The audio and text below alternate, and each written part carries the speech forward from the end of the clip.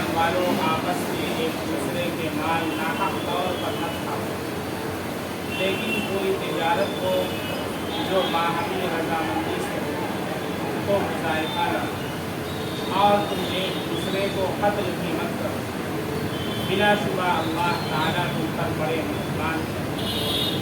اور جو شخص ایسا فعل کرے گا اس طور پر کہ حد سے گزر جائے، اس طور پر کہ ظلم کرے، تو ہم عن قریب اس کو آگ میں داخل کریں گے، اور یہ امر خدا تعالیٰ کو آسان ہے۔ یہ سورۃ النساء کی آیت نمبر 29 اور 30 ہے۔ اللہ رب العزت اس میں ارشاد فرماتے ہیں کہ ایمان والوں آپس میں ایک دوسرے کے مال کو ناحق طور پر مت کھاؤ۔ یہاں پر جو یہ کہا گیا کہ ناحق طور پر مت کھاؤ، تو یہاں پر صرف کھانا ہی مراد، بلکہ کسی دوسرے کے مال میں ناجائز تصرف کرنا یہ مراد ہے، چاہے وہ کھانا ہو یا کھانے کے علاوہ کسی اور طریقے سے اس کے اوپر تصرف کرنا ہو۔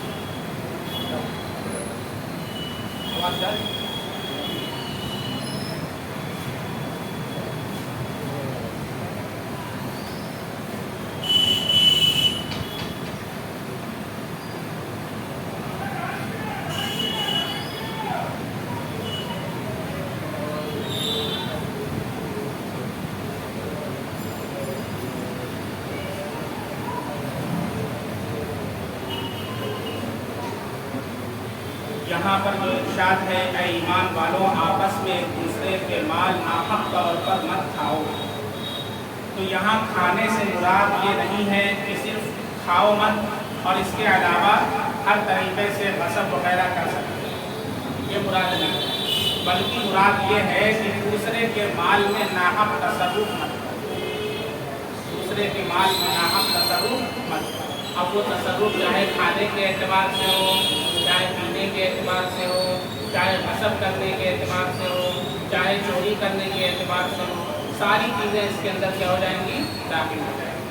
تو اس لیے یہاں پر محاورہ، کیونکہ آدمی غصب کرتا ہے، چوری کرتا ہے، کسی کے پیٹ کے لیے، کھانے کے لیے کرتا ہے، پیٹ بھرنے کے لیے کرتا ہے، تو محاورے کے طور پر یہاں لا تأکلوا کہا گیا کہ مت کھاؤ، لیکن اس سے مراد یہ نہیں ہے کہ اگر کوئی آدمی کسی کا سامان لے کر کے کھائے تو یہ منع ہے، اور اگر چوری کر کے کھائے نہ، بلکہ کوئی اور چیز کر لے، فار ایگزامپل کپڑا لے کر خرید کر پہن لے، تو یہ منع نہیں ہے، ایسا نہیں، بلکہ تصرف کرنے کو منع کیا۔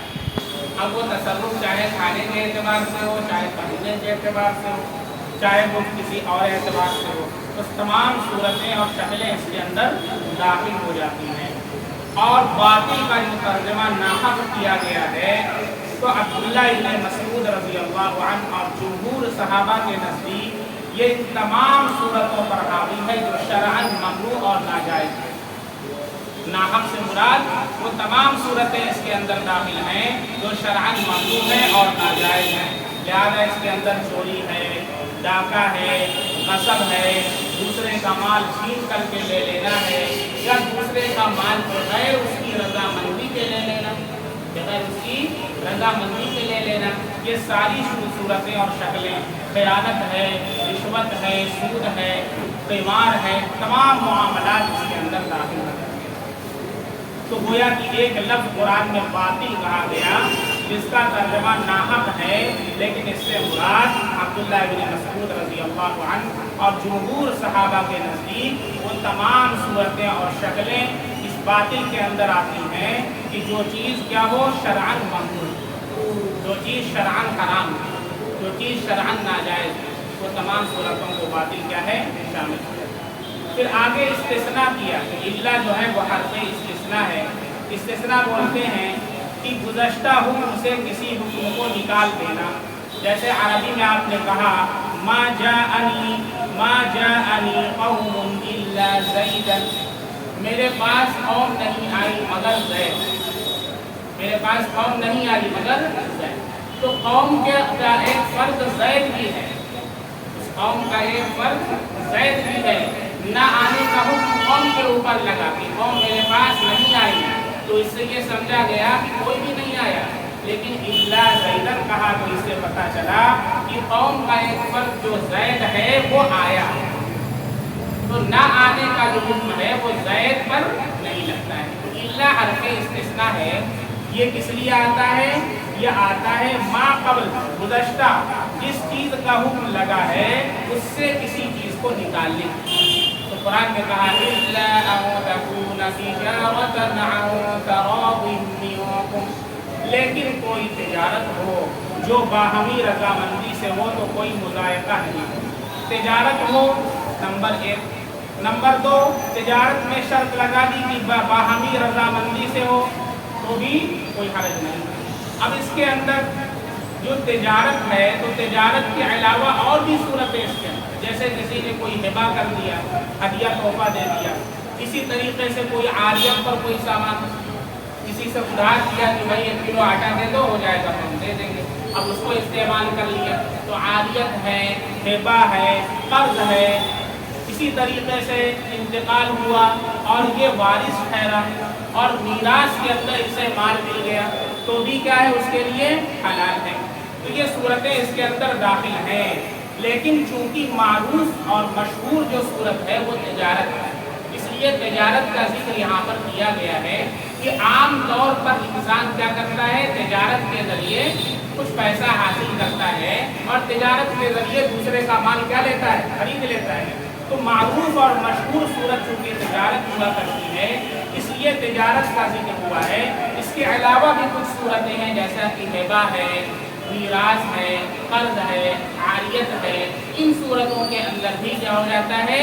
انسان دوسرے کے مال کا مالک ہو جاتا ہے۔ اور تجارت جو ہے وہ تو سب سے عمدہ شکل ہے، تجارت جو ہے وہ سب سے عمدہ شکل ہے کسب حلال کی۔ چنانچہ ایک حدیث ہے، اللہ کے نبی صلی اللہ علیہ وسلم سے دریافت کیا گیا کہ کون سی کمائی طیب اور حلال ہے، کون سی کمائی افضل اور طیب اور حلال ہے، تو ہمارے نبی صلی اللہ علیہ وسلم نے ارشاد فرمایا انسان کے ہاتھ کی مزدوری، انسان کے ہاتھ کی مزدوری یعنی اس کے ہاتھ کا کمایا ہوا جو ہے وہ سب سے طیب اور حلال ہے۔ اسی طریقے سے ہر سچی بیع و شراء، ہر سچی بیع و شراء، بیع کے معنی بیچنا، شراء معنی خریدنا، سچی کا مطلب اس میں جھوٹ شامل نہ ہو، اس میں دھوکہ شامل نہ ہو، اس کے اندر سامنے والے کو دھوکہ دینا شامل نہ ہو، نہ اس کے اندر جھوٹ بول کر کے بیچا گیا ہو۔ تو ان ساری چیزوں سے اگر پاک صاف تجارت ہے، بیع اور شراء ہے، تو یہ بھی کیا ہے؟ افضل، حلال اور طیب کمائی اللہ کے نبی صلی اللہ علیہ وسلم نے ذکر کیا۔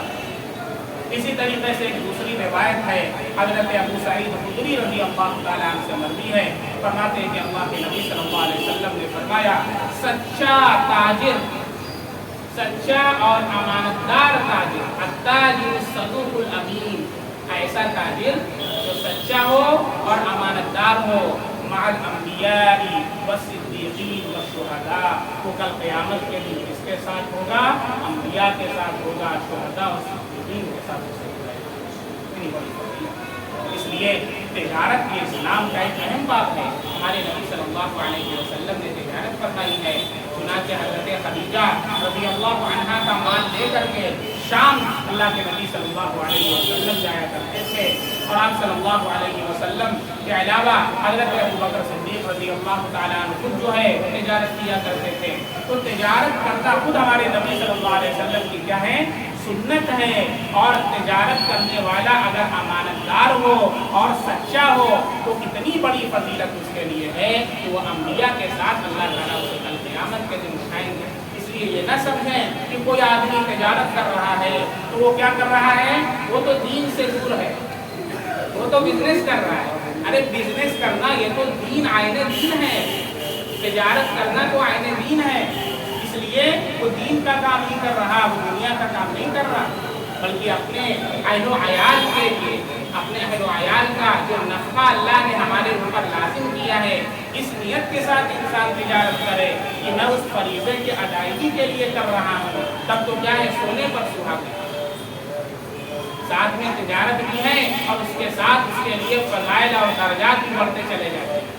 بات سمجھ میں آ رہی ہے؟ اس لیے इसलिए जो है ये तसव्वुर दुरुस्त नहीं है कि तिजारत जो है और बिजनेस करना और कमाना जो है ये दीन से अलग कोई चीज़ है, ऐसा नहीं है, ये दीन की चीज़ है। और मुसलमानों को चाहिए कि तिजारत के अंदर, तिजारत के शोबे में आगे आएँ, और जब तिजारत के शोबे में आगे आएंगे तभी तो हम दूसरों की कफालत करेंगे, गरीब की मदद करेंगे, मजदूर की मदद करेंगे, बेसहारा का आसरा बनेंगे, बेवाओं का आसरा बनेंगे। कोई यतीम बच्चा है तो उसके सर पर हाथ रख सकेंगे, मसाजिद के अंदर, मदारिस के अंदर, मकातिब के अंदर खर्च कर सकेंगे। तब जो आपके पास इमाम अबू हनीफा रहमतुल्लाह अलैह बहुत बड़े इमाम गुजरे हैं, उनका बहुत बड़ा कारोबार था, लाखों के जो है माल रुपये जो है जाया करते थे तिजारत के लिए, और इसके साथ साथ दीन के लिए पूरा वक्त उन्होंने सर्व किया, लेकिन साइड से तिजारत भी किया। हमारे उस्ताद हज़रत मौलाना मुफ्ती सईद अहमद साहब कालनपुरी रहमतुल्लाह अलैह पढ़ाते भी थे और इसके साथ साथ वो तिजारत किया करते। चुनांचे उनका मकतबा अल-हिजाज के नाम से, मकतबा अल-हिजाज, उसके अंदर खारजी औकात के अंदर और अपने बेटों वगैरह के जरिए तिजारत भी किया करते थे। और हम लोगों को भी हज़रत ने यह नसीहत फरमाई कि दीन की खिदमत के साथ साथ तिजारत भी करते रहना, क्योंकि तिजारत करोगे तो तुम्हारा सपोर्ट होगा और तुम बेहतर तरीके से और अल्लाह के दीन की खिदमत करोगे और तुम्हारा जहन भी क्या होगा, फ्री होगा। तो इसलिए मैं भी मशवरा देता हूँ अइम्मा हजरात को, और वो हजरात जो मसाजिद में इमामत करते हैं या मकातिब के अंदर पढ़ाते हैं, ये सारी चीज़ों के साथ साथ साइड से कोई बिजनेस और तिजारत भी किया करें। और बिजनेस की बहुत सी सूरतें हैं, ऐसा नहीं है कि आपके पास 10 लाख 20 लाख तो कभी आप शुरुआत करें। हमारे पास एक साहब आए और कहने लगे कि भाई बहुत परेशानी है। मैंने कहा क्या, कितना पैसा आपके पास है? तो उन्होंने कहा 1000 रुपया। मैंने कहा 1000 है? मैंने कहा आपको मैं बिजनेस बताता हूँ, आप करेंगे? कहने लगे क्या करना है? मैंने कहा मैं आपको बताता हूँ, आप जाएँ सद्भावना पुल के आगे चले जाएँ, वहाँ पर निर्मल कॉफी वाला है, वहाँ कॉफी सस्ती है, पूरे जौनपुर में सबसे सस्ती कॉफी आपको वहाँ आप वहाँ पर जाएँ और वहाँ से आप 1000 की कॉफी लें, 1000 की वहाँ से आप कॉपी ले लें। और कॉपी ले करके आप शाम को 3 बजे के बाद से आप ऐसी जगह पर जाए जहाँ पर कोचिंग कराते वहाँ पर आप जाएँ और वहाँ पर आपको आधार है, मैं आपको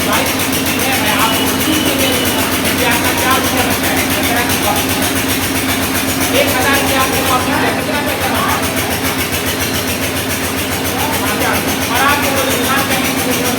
आप वहाँ पर बैठे हैं कॉपी आकर के बड़े करते हैं काफ़ी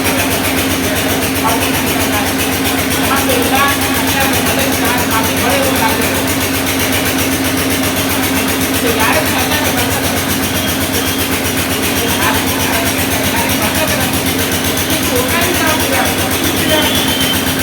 और कोई जो है काम ऐसा नहीं होता है, बहुत अच्छा काम नहीं होता है।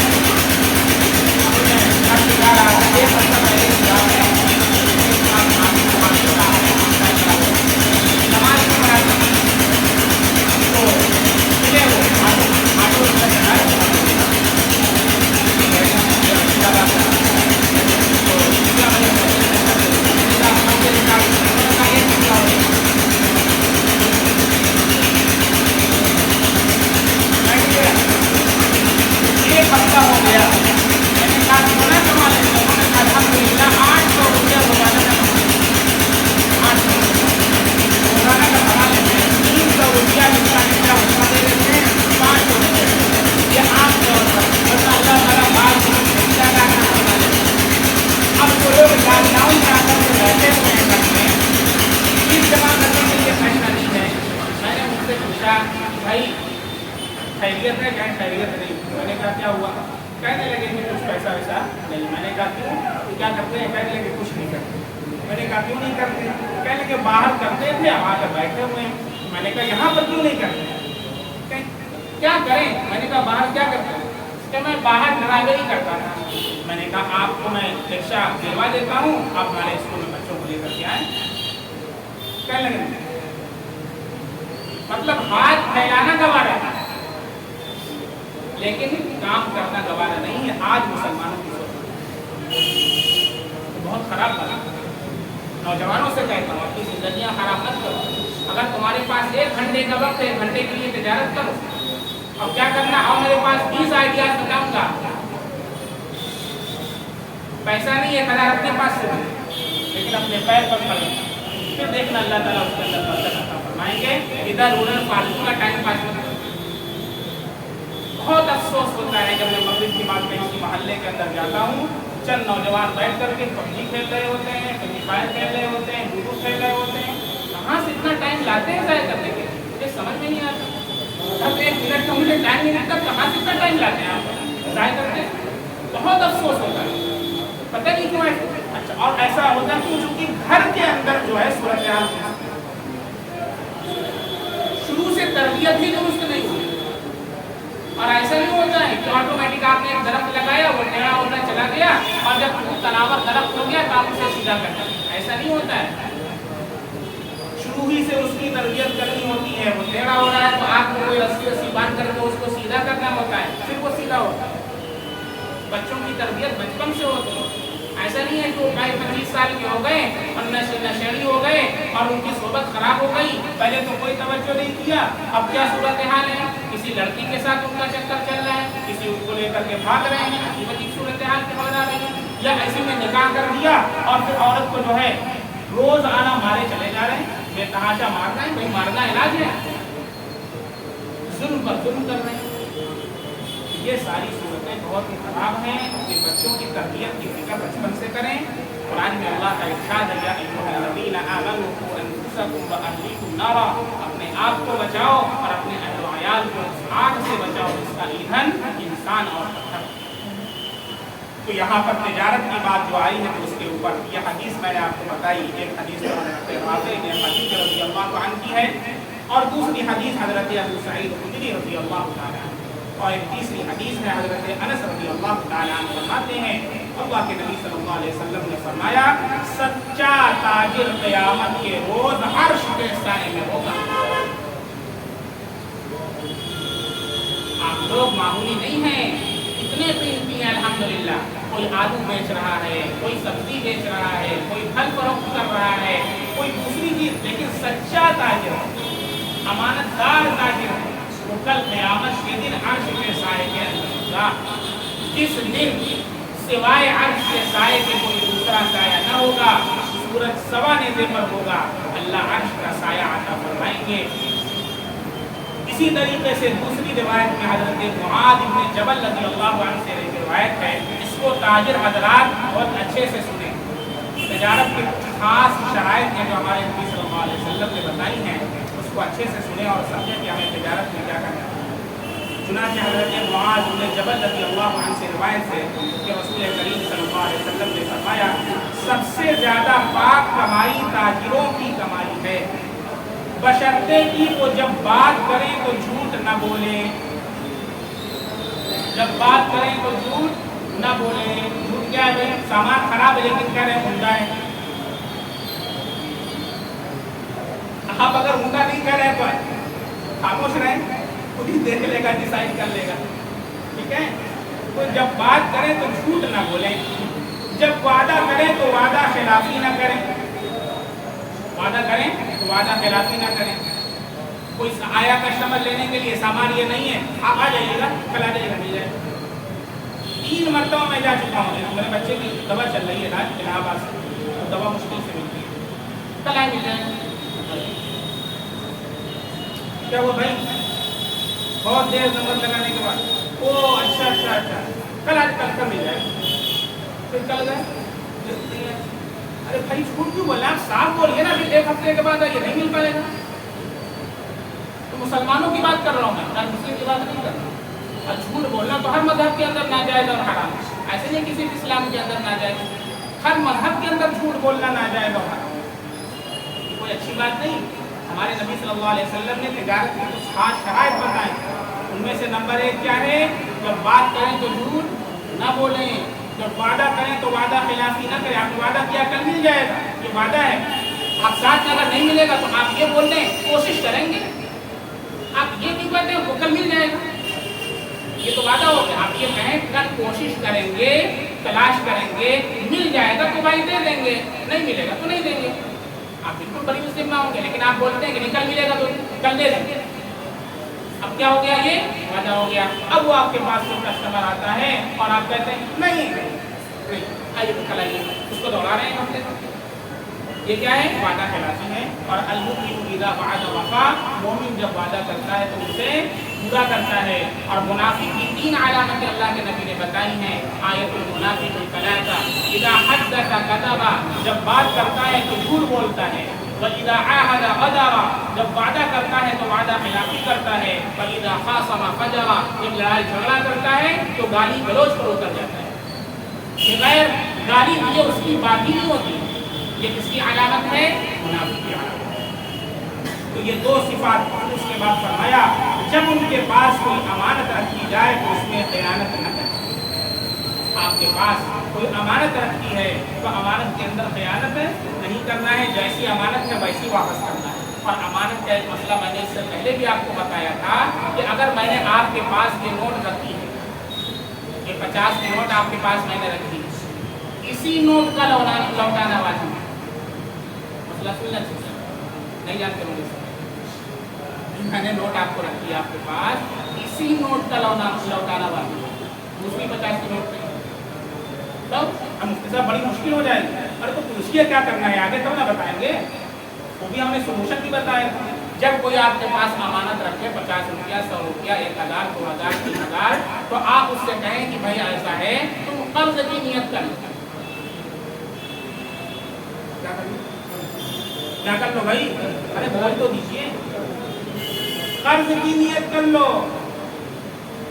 कि मैं तुम्हें कर्ज दे रहा हूँ। अब आप उसे यूज कीजिए, जब लेना होगा 1 महीने के बाद आना, मैं दे दूंगा, कोई भी नोट दे सकते हैं।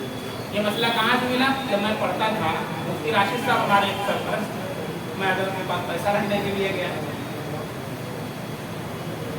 पैसा रखने के लिए गया, अब वो नोट अब मैं लेने ही नहीं गया, तकरीबन 6-7 महीना हो गया। उस नोट में बुकड़ी लग गई, बुकड़ी वैसे उठा करके रखे हुए लगे। कह रहे ये क्या, कहने लगे तुमने अमानत दी थी ना मुझे, मैं उसे कैसे खर्च कर सकता हूँ। मैंने कहा फिर क्या करूँ, मैंने कहा कर्ज की नियत कर लिया करूँ। मैंने कहा आप बताए होते तो पहले ही कर लिया होते। अब ठीक है, अब पैसा रखिए कर्ज की नियत, मैं आपको कर्ज दे रहा हूँ, जब लेना होगा तब ले लूँ।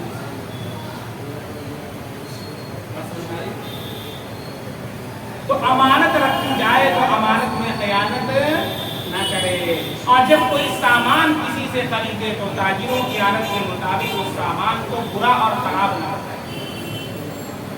होता है ना, कभी कस्टमर से जाते हैं दुकान पर खरीदने के लिए, कितने किलो है, 25 रुपये, खराब एकदम खराब शराब माल है, 25 रुपये दे रहे, जबकि अच्छा माल है। लेकिन ताजिरों की आदत क्या है, जब भी माल खरीदने जाएंगे तो उस सामान के अंदर नक्श निकालेंगे, जबकि सामान अच्छा है उसके अंदर निकाल लो भाई। अरे नहीं लेना मत लो, लेकिन आयत क्यों निकाल रहे हो, कहाँ है छिला तो है इसमें ये। और तुम क्या क्योंकि बहुत जबरदस्त निकाल सामान के अंदर आयत नहीं निकल। हाँ हकीकतन आयत है तो आप कह सकते हैं, लेकिन ये जो आदत बन चुकी है, कोई भी फैशन बन चुका है, कोई भी सामान लेने के लिए जाएंगे, हाँ खराब शराब सामान दे रहे हैं 25 रुपये 20 का लगाओ, लेकिन तरीका जो हाँ हकीकतन कोई आयत नजर आ रहा है तो आप कह सकते हैं कि भाई इसके अंदर नहीं आएगा, लेकिन ऐसे ही बोल देना कि ऐसे खराब सामान है, ये दुरुस्त नहीं है। ये तरीका अपना चेंज करें, अपनी आदत को बदलें। हमारे नबी सल्लल्लाहु अलैहि वसल्लम जब कोई सामान किसी से खरीदे तो उस सामान को बुरा और खराब न बताएं। इसी तरीके से जब अपना सामान फरोख्त करें तो वाक़े के खिलाफ उसकी तारीफ न करें। बात समझ में आ रही है, वाक़े के खिलाफ उसकी तारीफ न करें, इतना मुबालगा आमेज़ी ना करे कि उसको जमीन से आसमान तक पहुंचा दे। जितना है उतना ही बताए, इतना चढ़ा देते हैं, बढ़ा देते हैं कि भाई पूछिए मत। वाकई के खिलाफ उसको क्या हो जाता है, शामिल कर हकीकत आप बता सकते हैं। बहुत लंबा चौड़ा लंबी चौड़ी जो है तफसीलात और इतनी तफसीलात फराहम करना कि भाई उसके अंदर झूठ शामिल हो जाता है, वाकई के खिलाफ हो जाता है, इससे भी पता है। اور جب ان کے ذمے کسی کا قرض ہو تو ٹالیں نہیں.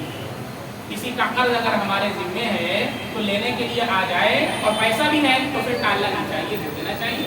اور نہیں پیسہ ہے تو آپ اس سے وقت لیں اور بتائیں کہ بھائی ایسا ہے کہ واقعہ میرے پاس پیسہ ہے, آپ مجھے وقت دے دیں. وہ بولتا ہے ٹھیک ہے بھائی آپ ایک ہفتے کے بعد دے دینا تو آپ دے سکتے ہیں, لیکن ہے پیسہ ہوتا ہے نا, سامان لے کر کے آئے ہیں, اب وہ فون کر رہا ہے اور پیسہ نہیں ہے, پیسہ ٹال اس سے آپ صاف کر بھائی میں 1 مہینے کے بعد دوں گا, 1 مہینے کے بعد دوں گا, میں 15 دن کے بعد انتظام کر کے دے دیتا ہوں, 15 دن کے بعد دے دیتا ہوں. لیکن یہ نہ کہیں کہ پیسہ نہیں ہے, پیسہ نہیں ہے تو یہ جھوٹ ہو جائے گا. تال مٹول نہ کریں. اسی طریقے سے جب ان کا قرض کسی کے ذمے ہو تو اس کو تنگ نہ کریں بلکہ اس کو لوٹا دیا کریں. ان تمام چیزوں کا خیال رکھنا ضروری ہے. قیامت کے دن تاجر لوگ فاجروں گناہ گاروں کی صف میں ہوتے ہیں. ایک طرف تو اللہ کے نبی نے فضائل بتائے, اب وعیدیں سنیں. تاجر حضرات وعیدیں بھی سن لیں. اللہ کے نبی نے فرمایا قیامت کے روز تاجر لوگ فاجروں اور گناہ گاروں کی صف میں ہوتے ہیں بجز اس شخص کے جو اللہ سے ڈرے اور نیکی کا معاملہ کرے اور سچ بولے. اللہ سے ڈرے, نیکی کا معاملہ کرے اور سچ بولے تو وہ کیا ہے, اس سے نکل جائے. لیکن اگر اس کے خلاف کیا جیسا کہ شرائط بتائی گئی ہیں تو پھر اس کا شمار کس کے ساتھ ہوگا, انبیاء صدیقین کے ساتھ نہیں بلکہ فاجروں کی صف میں, گناہ گاروں کی صف کے اندر اس کا شمار کیا جائے گا. اسی طریقے سے یہاں پر جو قرآن نے کہا الا ان تکون تجارۃ عن تراض منکم, لیکن کوئی تجارت ہو جو باہمی رضامندی سے ہو. اب یہاں پر تراض منکم کہا ہے. تراض تراضا یا تراضا تراض فهو متراض, یہ باب تفاعل سے آتا ہے, باب تفاعل سے آتا ہے. باب تفاعل کا خاصہ ہے اشتراک. اشتراک کا مطلب دونوں طرف سے, دونوں طرف سے ہونا چاہیے, معاملہ دونوں طرف سے ہونا چاہیے, ایک طرف سے نہیں ہوتا ہے. جیسے مصافحہ ہوتا ہے تو ایک آدمی کرے اور دوسرا ہاتھ کھینچ لے تو مصافحہ ہوگا نہیں ہوگا. معانقہ ہوتا ہے تو دونوں طرف سے ہوتا ہے نا, آپ ایسے کر رہے ہیں وہ بھاگ رہا ہے باہر, معانقہ ہوگا نہیں ہوگا نا, دونوں طرف سے ہوگا. اسی طریقے سے تراضی رضامندی, باہمی رضامندی کا مطلب میوچول انڈرسٹینڈنگ ہونا چاہیے, دونوں طرف سے رضامندی ہونا چاہیے. سامنے والا راضی نہیں اور زبردستی کرے کٹا دکھا کر کے دو, حلال نہیں, آپ کو نہیں مال وہ چیز آپ کے لیے حلال. دونوں رضامند ہونے چاہیے, لینے والا بھی اور الا ان تكون تجارۃ عن تراض. اب اس کے تحت دیکھیے بہت سی صورتیں آتی ہیں, اس کو بھی آپ اچھی طرح سمجھیں. یہ بتلا دیا کہ جہاں تجارت ہی نہ ہو بلکہ تجارت کے نام پر جوا ہو, سٹا ہو یا ربا اور سود کا معاملہ ہو تو سیرے سے وہ جائز ہی نہیں ہے بلکہ وہ بیع باطل ہو جائے. نمبر 1 تجارت, شرط 2 بتائیں. نمبر 1 کیا ہو تجارت, نمبر 2 باہمی رضامندی, باہمی رضامندی دونوں کا راضی ہونا. اب اگر وہ تجارت ہی نہ ہو بلکہ جوا, سٹا ہو, رشوت ہو, سود ہو, اب کیا ہے حلالی اس کو بیع باطل کریں. بیع کی 2 قسمیں, ایک ہوتی ہے بیع باطل اور ایک ہوتی ہے بیع فاسد. ایک ہوتی ہے بیع باطل اور ایک ہوتی ہے بیع فاسد. بیع باطل کسے کہتے ہیں, بیع باطل اسے بولتے ہیں کہ جس کے اندر سرے سے مال ہی نہ ہو, سرے سے مال ہی نہ ہو. جیسے سود کو آپ دیکھیں, ایک آدمی نے کسی کو 1000 روپیہ ادھار دیا, بولا کہ 6 مہینے کے بعد ہر مہینے 10 روپیہ پڑے گا, 6 مہینے کے بعد ہر مہینے 10 روپیہ پڑے گا. اب ہر مہینے جو 10 روپیہ بڑھ رہا ہے تو یہ جو 10 روپیہ ہم دے رہے ہیں وہ کس چیز کا عوض ہے, یہ جو 10 روپیہ ہم زائد دے رہے ہیں یہ کس چیز کا عوض ہے, میعاد اس کا جو تاخیر ہو رہی ہے, مہلت تاخیر, یہ تاخیر مال ہے نہیں, یہ بغیر مال ہے, مال کے علاوہ کے عوض ہے, لہذا یہ بیع باطل, یہ حلالی نہیں, اسے بیع باطل. रिश्वत। हमारा काम नहीं करोगे, ये नहीं दोगे तो काम नहीं करेंगे, नहीं दोगे तो काम नहीं करेंगे। अब ये तो मजबूर है, दे रहा है, लेकिन इसके लिए ये हलाल नहीं है लेना। क्यों? इसलिए कि ये बेगैर माल है। ये जो रिश्वत ले रहा है तो अपने काम का पैसा दो, रिश्वत जो ले रहे हो किस चीज का एवज है? बेगैर माल नहीं है, ये भी क्या है?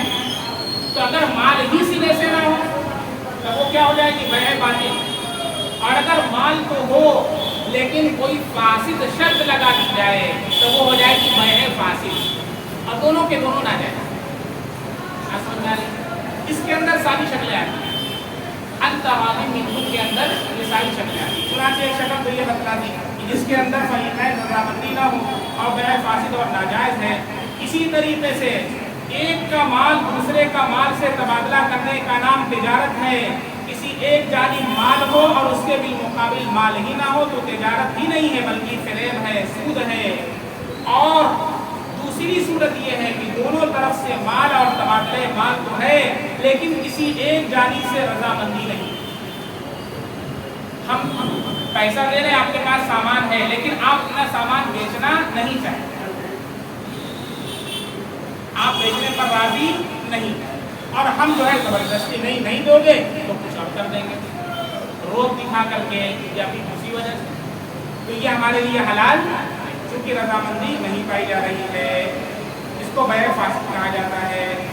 इसी तरीके से एक तीसरी किस्म है जिसमें तरफ़ैन से तबादला माल भी हो और बज़ाहिर फ़रीक़ैन की रजामंदी भी हो, लेकिन हकीकतन वो मजबूरी की रजामंदी हो।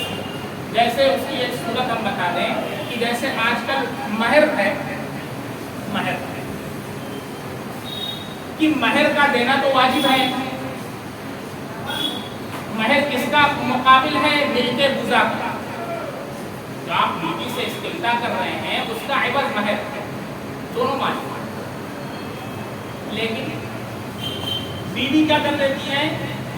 शर्मा हुजूरी में माफ कर देती है, क्योंकि ऐसा हमने पूरा एनवायरनमेंट बना दिया है कि अगर माफ ना करे तो जाएगी कहाँ? जाएगी कहाँ? उसे तो माफ कर नहीं करना है, तो ये हलाल नहीं है। यानी बज़ाहिर आपको ये नजर आ रहा है कि दोनों माल भी है, दोनों तरफ रजामंदी भी पाई जा रही है, लेकिन एक आदमी रजामंद है, मजबूर है, इसलिए रजामंद, नहीं तो अगर सही से पूछे तो रजामंद नहीं। तो ऐसी सूरत के अंदर वो हकीकतन आपके लिए हलाल नहीं है वो पैसा, बल्कि आपको दे देना चाहिए, उसके ऊपर जोर और प्रेशर नहीं बनाना चाहिए। यही सूरत है जो बहुत से लोग जायदाद पर कब्जा कर लिया करते हैं। अब्बा का इंतकाल हो गया, बड़े भाई हैं, छोटे भाई को नहीं दे रहे, छोटे भाई को। अब छोटा भाई जो है वो साथ ही में रहता है, खाना वाना सब साथ ही में खाता आता है, लेकिन वो दबाव के अंदर है। अगर आज बोल दे कि नहीं हमको आज चाहिए, अपनी जायदाद में हिस्सा चाहिए, तो आज ही बड़े भाई उसको मार करके बात कर देंगे। कितने मसाले मेरे पास आ चुके हैं, 10 मसाले जौनपुर मार करके बात कर देंगे। और यहाँ तक जुमला कहा गया कि अगर लोगे तो आज ही घर से निकल जाओ, बीवी को नहीं। ये बड़े भाई कहते हैं, हलाल नहीं बड़े भाई कहते। अगर से बजाय वो कह रहा है, लेकिन वो तो बेचारा डर के कह रहा है, वो तो प्रेशर की वजह से कह रहा है। ऐसा माहौल ही क्रिएट कर दिया गया है, वो अपना हक नहीं मांग सकता है। बहन अपने हक अगर हक मांग ले तो क्या हो जाती है? वो पढ़ाई हो जाती है। ये सूरत हाल है, फिर ये हलाल नहीं है। तरादिन मिनकुम कहा गया है, क्या मतलब? किसी प्रेशर के बगैर, किसी दबाव के बगैर दोनों तरफ से रजामंदी होनी चाहिए। अगर दोनों तरफ से रजामंदी नहीं है, कोई एक आदमी दबाव की वजह से कर रहा है, तो फिर उसे रजामंदी नहीं करेंगे। ये तीसरी सूरत हाल, इसमें बहुत सी सूरतें आती हैं, तो ये सारी सूरतें इसको शामिल हैं बैअ और शिरा के। तो अल्लाह ने फरमाया इल्ला अन तकूना तिजारतन अन तरादिन मिनकुम, लेकिन कोई तिजारत हो जो बाहमी रजामंदी से हो तो मुज़ायक़ा नहीं है। वला तक़तुलू अनफुसकुम, और फरमाया और तुम एक दूसरे को कत्ल भी मत करो, इन्नल्लाह कान बिकुम रहीमा, एक दूसरे को कत्ल मत करो, इसके अंदर खुदकुशी भी दाखिल है, और ये भी एक दूसरे को नाहक कत्ल करने के भी दाखिल है। खुदकुशी भी दाखिल है اور ایک دوسرے کو ناحق قتل کرنا بھی داخل ہے۔ بہت سے حضرات جو ہے یہ سوچتے ہیں کہ بھائی اولاد ہو جائے گی تو ہم کیسے اس کو کھانا کھلائیں گے۔ قرآن نے موقع پر اللہ نے ارشاد فرمایا یا ایھا الذین آمنوا لا تقتلوا اولادکم خشیۃ املاق، اے ایمان والو اپنی اولاد کو تنگ دستی کے خوف سے قتل مت کرو، تنگ دستی کے خوف سے قتل مت کرو۔ اس لیے یہ مسئلہ ہے کہ اگر بچے حمل کے اندر جان پڑ جاتی ہے، حمل کے اندر جان پڑ جاتی ہے جو 4 مہینے کے اندر ہوتا ہے، 4 مہینے کا اگر حمل ہو گیا ہے تو اس کے اندر جان پڑ جاتی ہے تو بالکل حرام ہے اس کو جو ہے ابورشن کرانا اور اسقاط کرنا۔ وہ بچہ کل قیامت کے دن کھڑا ہوگا اور آپ سے سوال کرے گا اس جرم کی وجہ سے مجھے قتل کیا گیا، بأي ذنب قتل، سوال بأي ذنب قتل۔ لیکن بالکل فیشن بن چکا ہے، دیکھا جاتا ہے کثرت سے، بہت سے ڈاکٹر حضرات بھی پوچھتے رہتے ہیں، کثرت سے عورتیں آتی ہیں اور یہ دوا سنا بڑا مسئلہ ہے۔ تو اس کے لیے عزل کریں آپ، اگر نہیں آپ کو ابھی اولاد رکھنا ہے تو آپ عزل کریں۔ صحابہ فرماتے ہیں کنا نعزل والقرآن ینزل، کنا نعزل والقرآن ینزل، ہم عزل کرتے تھے قرآن نازل ہوتا تھا۔ کیا مطلب؟ منی ہی نہ گرائیں اندر۔ اب اس کے بہت سے طریقے آپ ہم سے زیادہ جانتے ہیں، تو کئی تو ہر چیز کو میں بیٹھ کے تشریح کروں، تو کچھ لوگ ہیں کہ مفتی صاحب مسجد میں بیٹھ کے کر رہے ہیں، تو اسی کا نام دین ہے بھائی، نہیں بتائیں گے تو کیسے کریں گے؟ یہی تو آج کل کا مسئلہ ہے کہ جو بے حیائی بے شرمی ہے اسے ہم دھڑلے سے کر رہے ہیں، اور ویڈیوز دیکھ رہے ہیں، ننگی ننگی تصویریں دیکھ رہے ہیں، جا کر کے زنا نوجوان کر رہے ہیں، ہینڈ پریکٹس کر رہے ہیں، تو مسئلہ بتانا ہے تو اس پر کچھ لوگ کہتے ہیں مفتی صاحب مسجد میں بیٹھ کر کے آپ یہ کر رہے ہیں، اچھا اور آپ جو کر رہے ہیں وہ کیا ہے؟ اللہ کے نبی صلی اللہ علیہ وسلم مسجد میں بیٹھ کر مسائل نہیں بتاتے ہیں۔ اللہ قرآن میں فرماتا ہے ان اللہ لا یستحی ان یضرب مثلا ما بعوضۃ او فما فوقها، اللہ اس بات سے شرم نہیں کرتا ہے کہ وہ حقیقت کوئی مثال بیان کرے، چاہے وہ مچھر ہی کی مثال کیوں نہ، وہ مکھی کی مثال کیوں نہ، کیونکہ مثال کو بیان کرنے سے مقصود مثال نہیں ہوتی ہے بلکہ بات کو سمجھانا مقصود ہوا کرتا ہے، تمثیل سے تفہیم میں تسہیل ہوا کرتی ہے۔ بس انگاری بھائی، اس لیے بہت زیادہ پرسنل مسئلہ ہو تو اللہ سے پوچھ لیا تو اللہ کا صاف ارشاد ہے لا تقتلوا انفسکم، اپنے آپ کو ایک دوسرے کو قتل بھی مت کرو، اللہ کے ہاں جواب دہ ہونا پڑے گا۔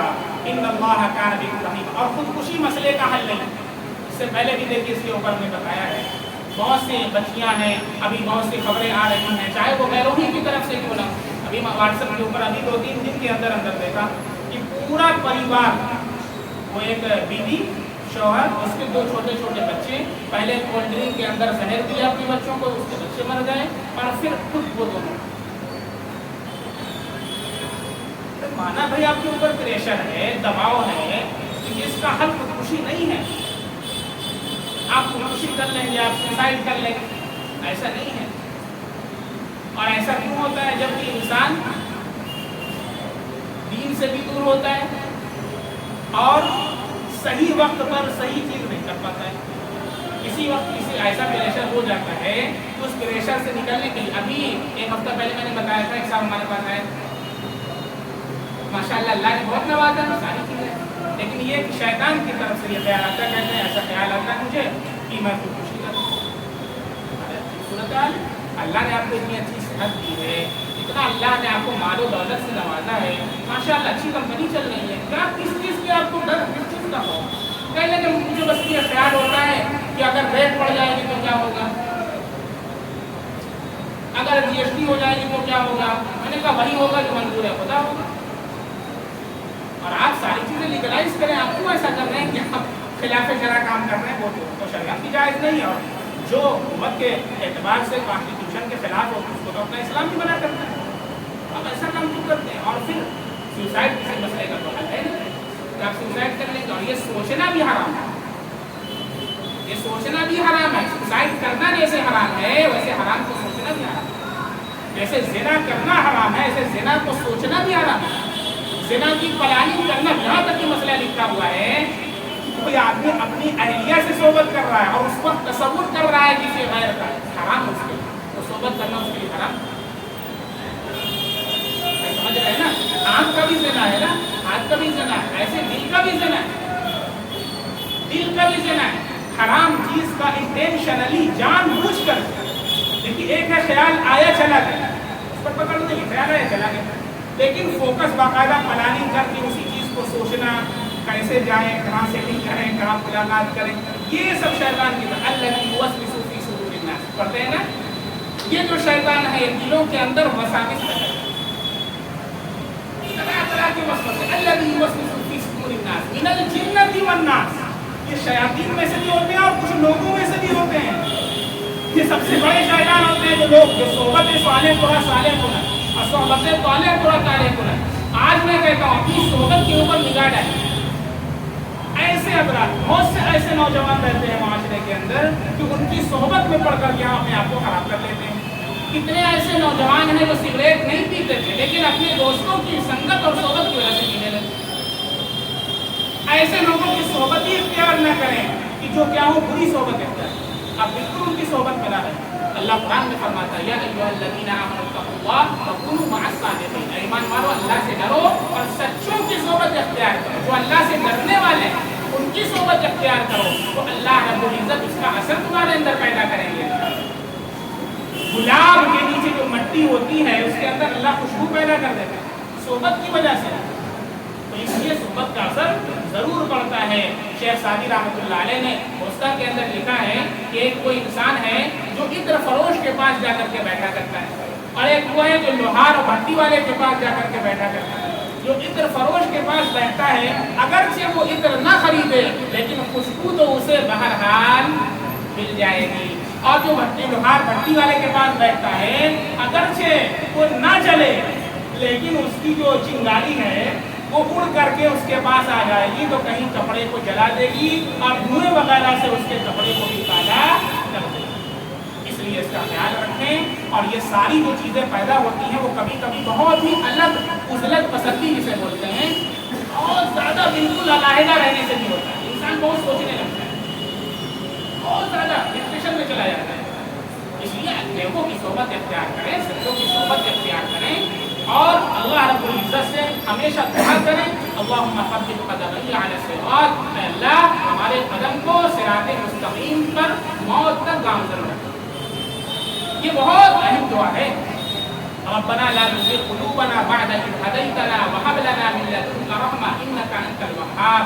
جو اس کو پڑھتا ہے علامہ احمد شاہ کشمیری رحمۃ اللہ علیہ نے لکھا ہے، جو یہ دعا مانگتا ہے نماز کے اندر، قرآن کی دعا ہے، اللہ ایمان پر اس کا خاتمہ عطا فرمائے۔ کیا دعا ہے؟